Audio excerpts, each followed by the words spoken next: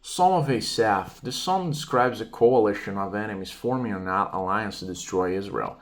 It's a national prayer asking God to intervene. The theme here is when opposition becomes organized and overwhelming, call on God to act, okay? Oh God, do not remain silent. The enemies are roaring, rising up, plotting together. Their goal is extreme. Come, let us destroy them as a nation. They want Israel erased, so its name is remembered no more, okay? Some opposition aims not just to defeat, but to erase identity, okay? Identity. Then the psalm lists the nation forming the alliance: Edom, Ishmaelites, Moab, Hagrites, Gebal, Ammon, Amalek, Philistia, Tyre, Assyria. They have joined forces. The danger is not just one enemy, but united hostility. Opposition becomes more dangerous when enemies coordinate, okay? Then the psalmist asks God to defeat them like earlier enemies, okay? Midian, Sisera, Jabin, Oreb, Zeb, Zeba, Zalmunna. These were the leaders defeated in Israel earlier history, okay?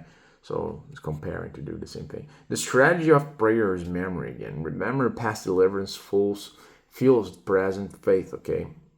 Then the psalm asks God to make them like tumbleweed, chase them with storms, pursue them with tempests. The imagery is chaotic nature. Why? To cover their face with shame so that they seek your name. The purpose isn't just destruction, it's recognition of God. Judgment can become an invitation to repentance, okay? Then let them know that you, whose name is the Lord, are the Most High over all the earth. This is the final aim, not merely Israel's survival, but God's recognition worldwide. God's glory is the final objective of history, okay? What are the key lessons from Psalm 83? First one is organized opposition can threaten identity and survival.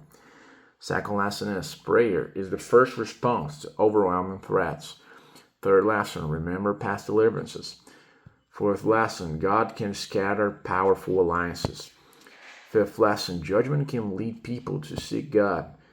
Final lesson, the ultimate goal is global recognition of God's rule. Okay, in summary, this psalm describes a coalition of nations conspiring to destroy Israel and erase its identity.